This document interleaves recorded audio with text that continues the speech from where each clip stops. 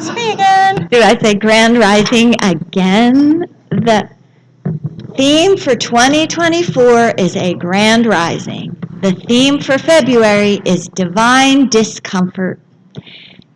Topic for today, where comfort ends, transformation begins.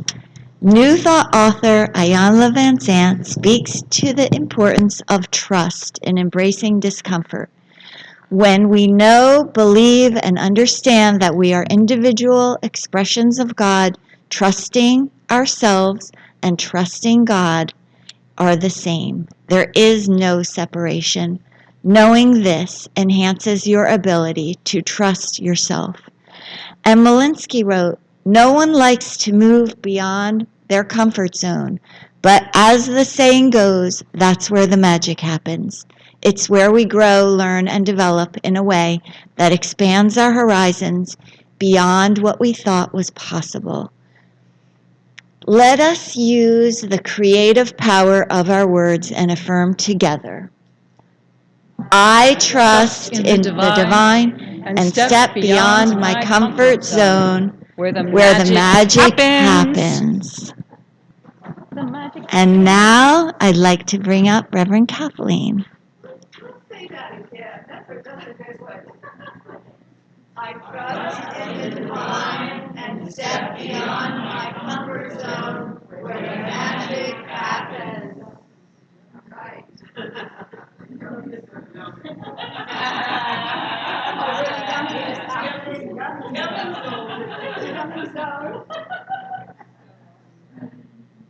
Oh, the yummy zone. Love it. Okay, here we go. So, do you know that there are two kinds of mystics? There are optimistics and there are pessimistics. The pessimistics think that the sky is falling. They tell us that the sky is falling, and the optimistics say, no, actually, we are ascending. So that beautiful optimistic perspective is what we take in this spiritual teaching. We ascend in the consciousness of oneness as we learn to trust what Iyanla Vanzant calls the four essential trusts. Trust in ourself, trust in God, trust in others, and trust in life, trust actually in the process of life.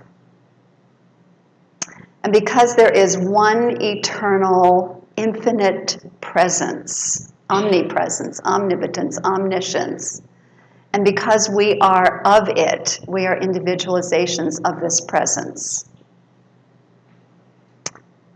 We can, therefore, understand that this presence is obviously for us because it's for itself, and we are aspects of itself. And then it begins to dawn on us that, oh, then this thing called discomfort must in some way be part of the process of my ascension, my evolutionary process.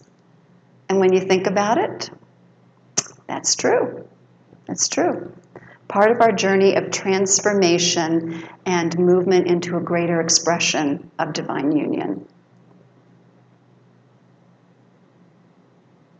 And so in this awareness of our focus on transformation, I would like to acknowledge those who are in the Christian faith, our brothers and sisters in the Christian faith, who this Wednesday are entering the Lenten season of transformation to deepen their connection with the divine.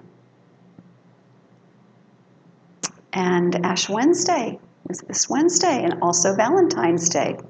All kind of couple things all there together taking place. So let's breathe.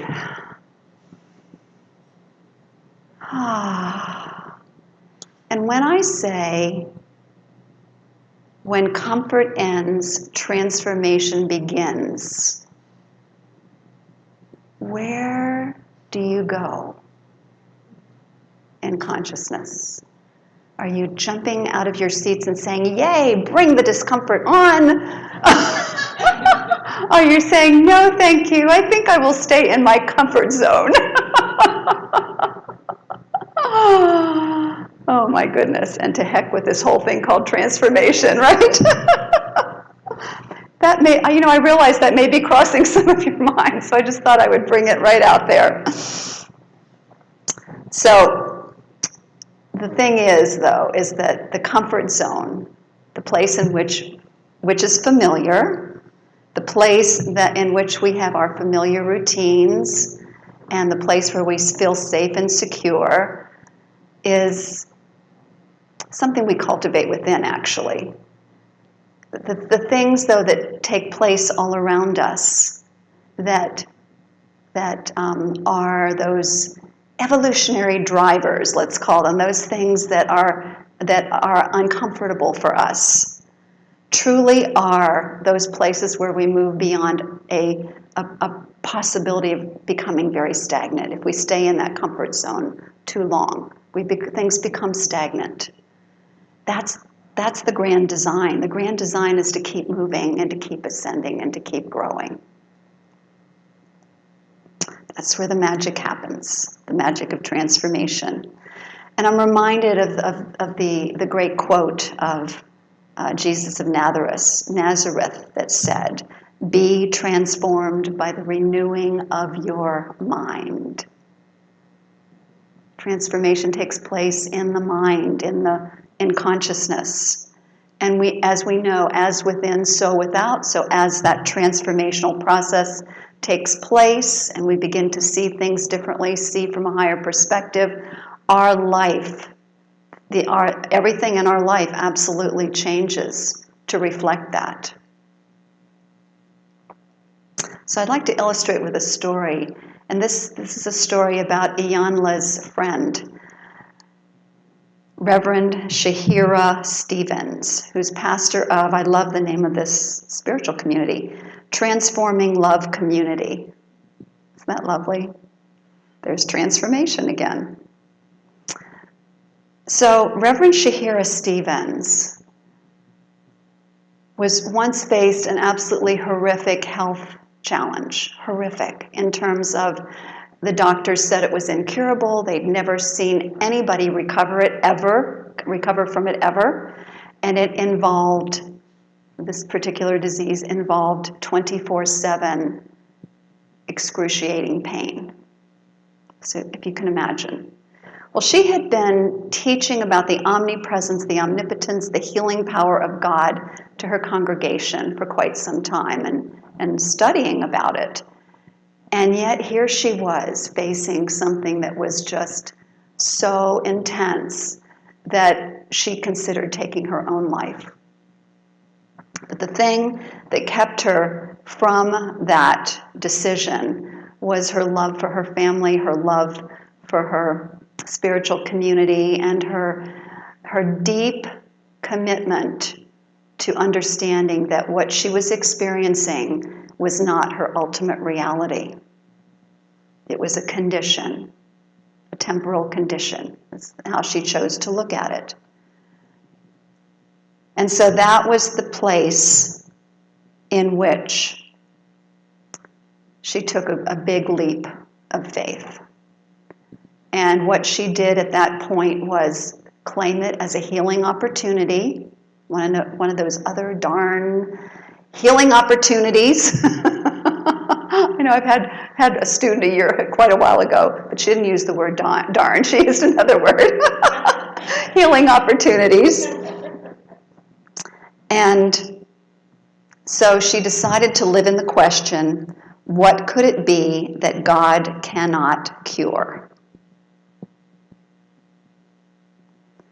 And so when she had that moment of realization that she was going to stay the course no matter what, something happened in her, and even though she had talked about surrender for a long time, she actually did. I can't do this on my own. I surrender it. I surrender it to a higher power. I surrender it to the God of my understanding, that omnipresence, omnipotence, and omniscience that I know is right in the center of my being, but I surrender it. And in doing so, magic began to happen. She says, living angels began to show up that brought me information and motivation that I needed to keep trusting in God. And so one of the key things that she got out of those conversations with the so-called living angels, mentors that she had, was stop focusing on the symptoms of the body and start focusing on God, on the Spirit. We've heard this before, right? Turn away from appearance and focus on the truth. For sure. And Emmett Fox actually calls that the golden key. The golden key of transformation is with any condition that we don't like, don't focus on the condition, focus on the nature of the divine and the nature of yourself. So what she realized then is that she must make a greater commitment. If she's going to accomplish this, put her full focus on the divine, then she needed to make some changes. So this is what she did. This was the part of going out out of the zone of her familiarity. Even though she was in incredible discomfort, she needed to go one more step, and that meant for her, no phone, no TV, and no outside contacts other than with those who were her mentors. And she did this for years in this process of healing. And what she did then is she read books, spiritual books, she listened to spiritual lectures, and she reflected and she journaled, and she did all of the spiritual practices that so many of us embrace. And she began to realize that devotion, this thing called devotion, completely devoting herself to a deeper understanding of the nature of this presence, the nature of this life that we live, that this devotion is necessary for full trust in God, to completely and totally trust.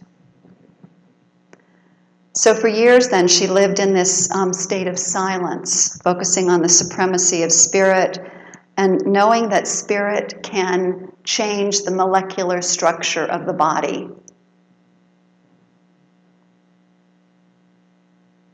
And she began to see the body temple as a kind of like a car, and that spirit was doing all the repair work. And then one day, the pain disappeared and did not return. That so-called incurable disease that the doctors said could not be cured.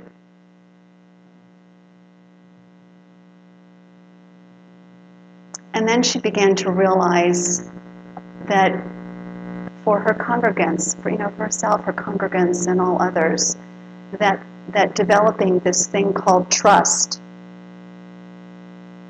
is so difficult because this presence that we are talking about, that we call God, Spirit, life, whatever you call it, this presence is invisible. And so that's why it's such a challenge for people. And so just hearing about it doesn't do it.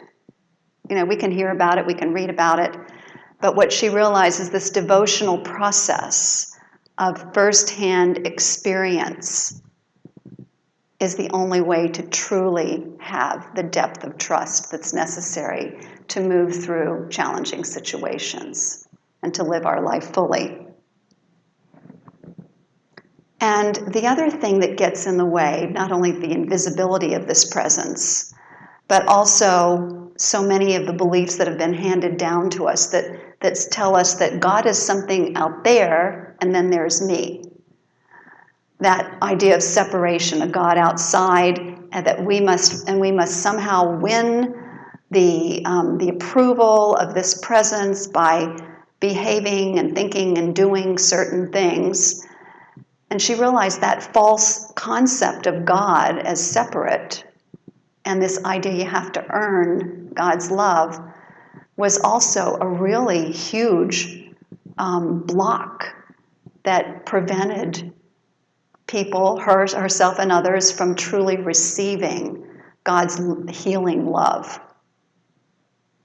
So her journey was completely about developing oneness consciousness, her stepping outside of the zone of comfort of her daily life, that, her usual contacts and exposure to things on TV and that sort of thing had to be let go of. She had to step outside of that in order to truly devote herself to her process of transformation. And magic happened. We could call it magic, miracles, whatever it is. We know that it's that principle of alignment with truth, a knowing of truth that you can feel and you know and you can trust from a practice of devotion, spiritual practice. I'm trusting that this story not only motivates you to continue your spiritual practice or to deepen your spiritual practice. I am trusting that this truly inspires you to consider that all things truly are possible in God. Powerful story. So let's breathe and turn within. And let's contemplate Shahira's story of surrender.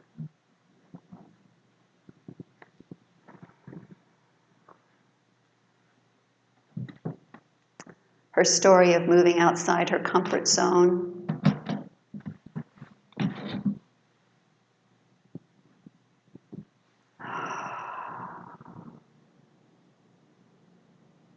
And let's take a moment again and let's yawn and stretch.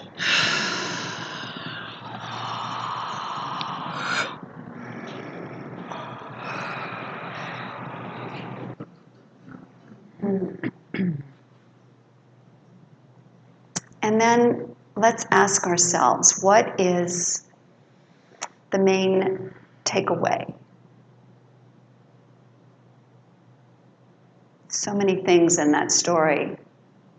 Surrender, moving outside comfort zone, and turning away from symptoms and devotion to focusing on God. All of these various things.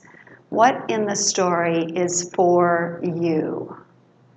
And I would like you to find some folks, and not your spouse. Let's or somebody that you're close to. Try to find somebody different to share with. I'm going to really encourage you to find someone different.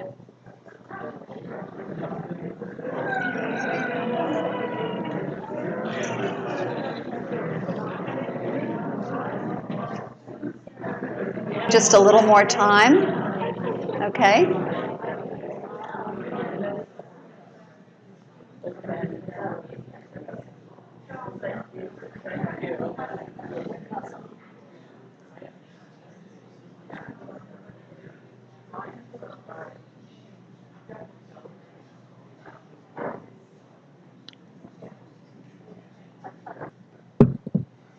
So everybody have something good to take with them today.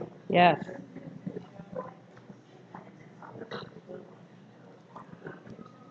I love stories like this, and there are so many of them.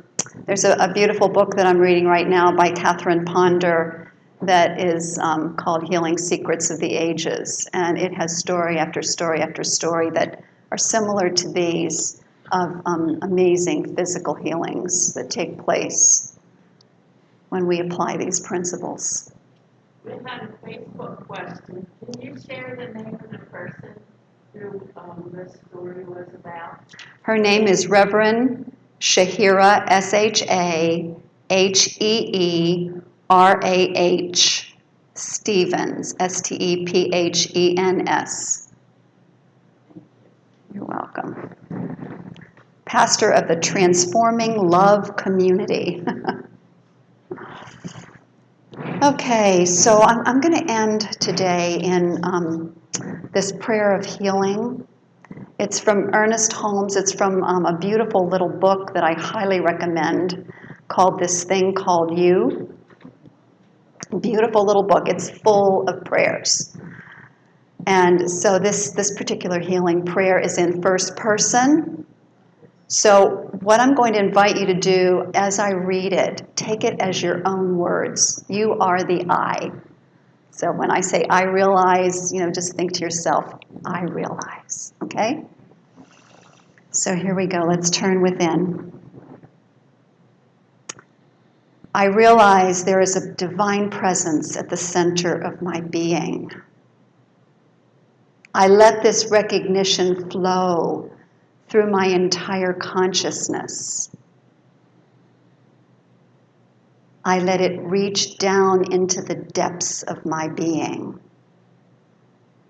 this divine presence. I rejoice in this realization. The life of God is in and through me in every part of my being. As the sun dissolves the mist, my acceptance of this life dissolves my pain and inner discord. I am free because the spirit of life in me is perfect. It recreates my body after the likeness of the divine pattern of body that exists in the mind of God. I'm going to say that again. Spirit recreates my body after the likeness of the divine pattern of body that exists in the mind of God. Even now, the Spirit is flowing through me. Can you feel it? Yes. I open wide the gate of my consciousness to the divine flow. I permit this body to receive the living Spirit in every action, function, cell, and organ. My whole being now manifests the life, love, peace, and harmony of the Spirit, which indwells me. My whole being now manifests the life, love, peace, and harmony of the Spirit, which indwells me, which is my entire being. I am now made vigorous and whole. I possess the vitality of the infinite. I am strong and well. The life of Spirit is my life. Its strength is my strength. Its power is my power.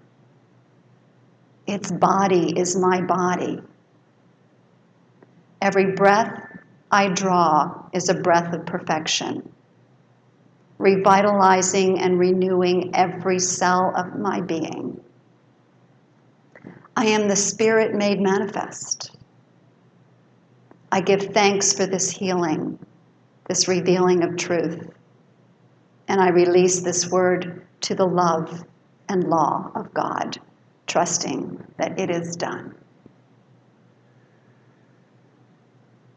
Taking a moment and just feeling the gratefulness of this beautiful prayer, for this beautiful prayer, for this amazing life that we are living.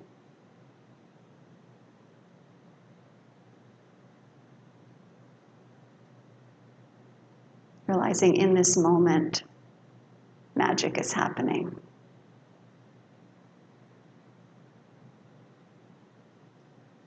And so let's accept this truth with a powerful yes. And so it is. Lovely. Thank you, my friends. So it is.